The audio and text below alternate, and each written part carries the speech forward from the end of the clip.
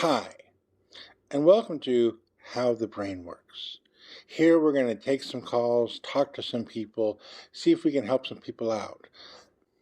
Let's go to line 1. Thanks for taking my call.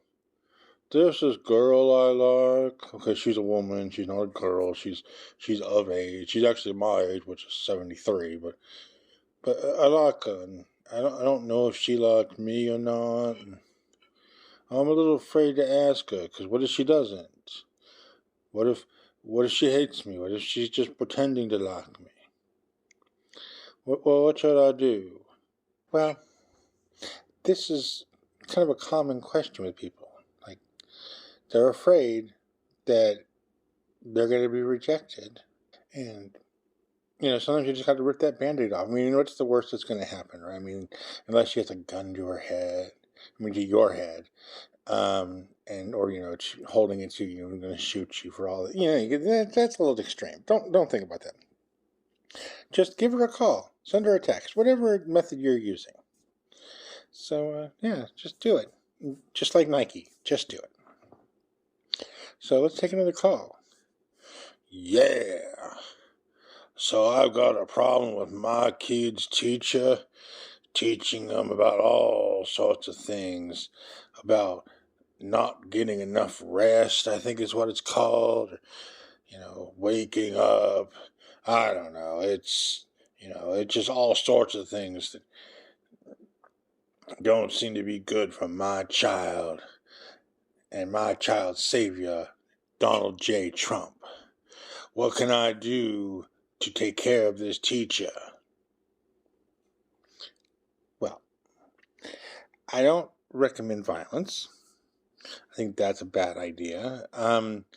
Have you directly talked to the teacher and see what's going on? Maybe, there's some misunderstanding between what's going on and what actually you hear is what's going on. There's that. You could also talk to the school board or the teachers. Basically just create a dialogue. Find out what's going on. See if it can be changed. If not, there are other options. You could always look into homeschooling. I hear that your savior, Donald J. Trump, might be starting a homeschool. So that's just options you might want to look into. So, thanks for the call. Next call. So I like a man and a woman, but they don't like each other. Like, they really don't. I mean, they just like each other so much they got married. So, how can I handle this? I mean, I like them both. They don't like each other. What do I do? So, good question.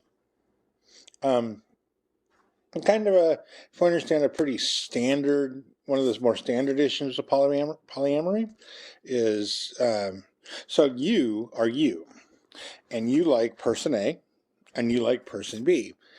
Now, person A and B together are metamorphs, which means that, like, they don't have to like each other. The best they should do is respect each other and just accept that everyone is in this, situation together.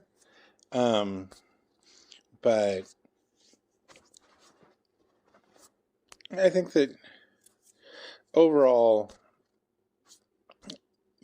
everyone should just, try to get along, try to be civil. Now, you did bring up an interesting little fact there about being married and how they don't like each other, which, if they want to call and talk about that, that's their prerogative, and we're not discussing them at this time. We're talking about you.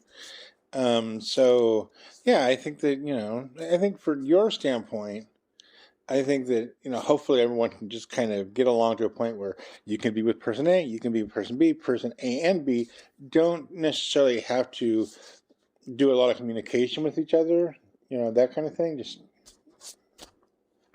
Let's take a break. I'm checking. I got a couple of problems I've noticed with this. So I need to check some wires or some buttons or one of those things. So, we'll be back in a few minutes. This is Newsbreak. The fire department is warning everyone to be careful using their broiler after a fire destroyed 8 apartments overnight.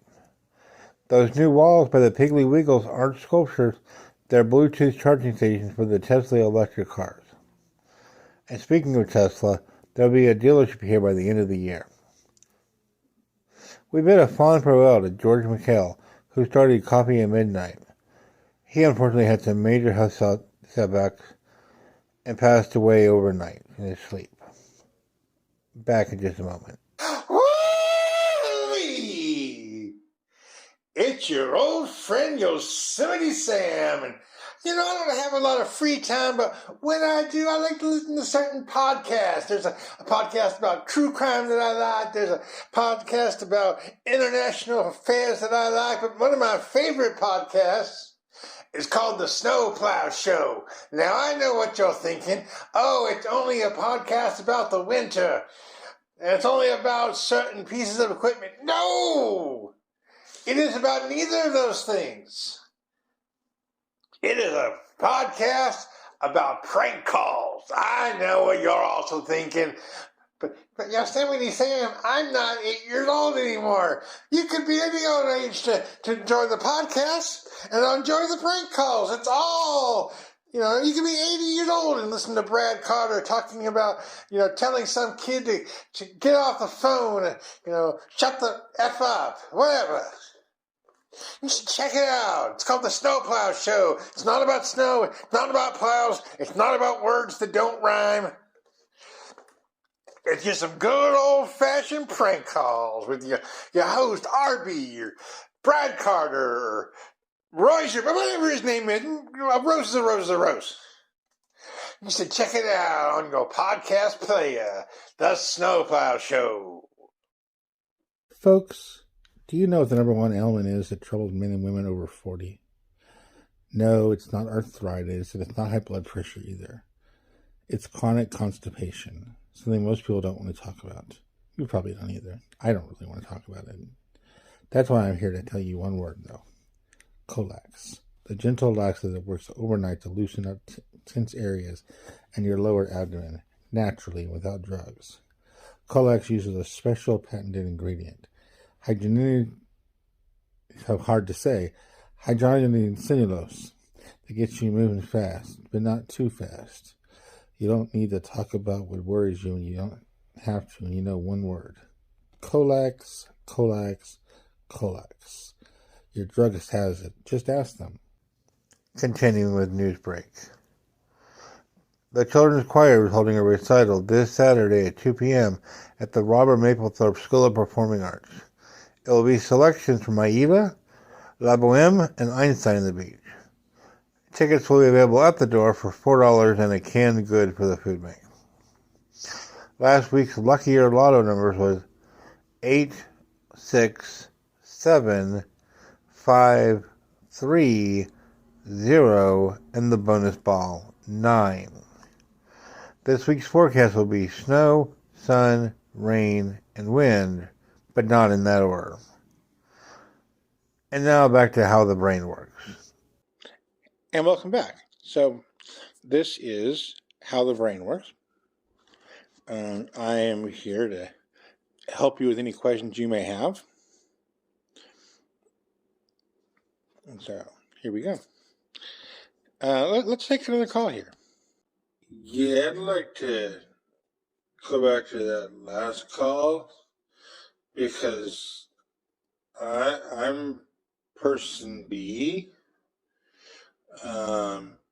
Yeah, me and my wife don't get along. We have been married now for 16 days, and we do not get along. And we accept this. Like, we don't hate each other completely. But, if I had a banana peel and I were to drop it, I wouldn't be completely unhappy if she fell. But anyway, yeah, we've tried to tell the caller about the situation, all these things, and she doesn't want to listen. She wants to be like idyllic, I think that's the right word, and think as though, everything has to be wonderful. And, she's got that butterfly stuff, and Love is wonderful. Love is wonderful. Trying being married for 16 days with somebody. Especially person A. Oh, God. So many things. So many things to talk about.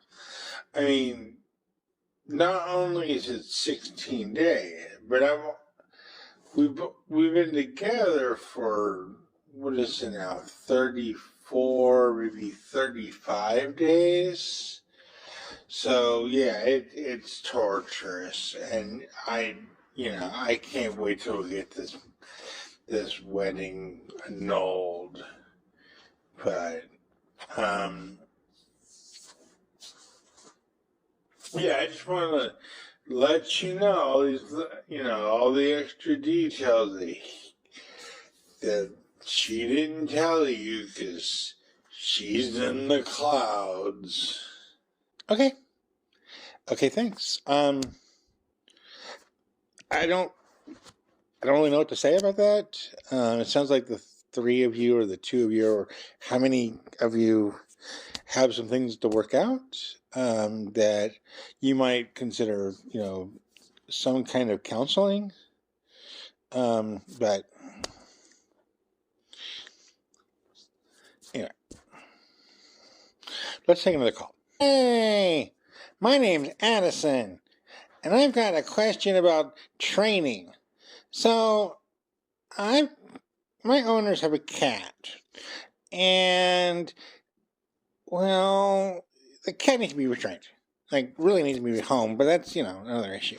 But how do you retrain a cat? And what do you do? Thanks. So Addison was it?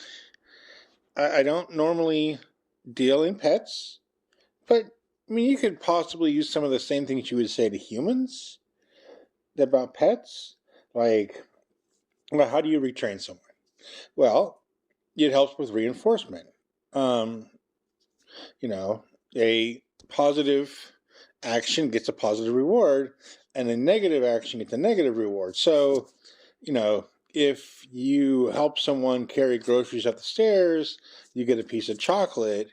And if you kick the person down on the top of the stairs, you get arrested. So I think that you could look at training of pets the same way.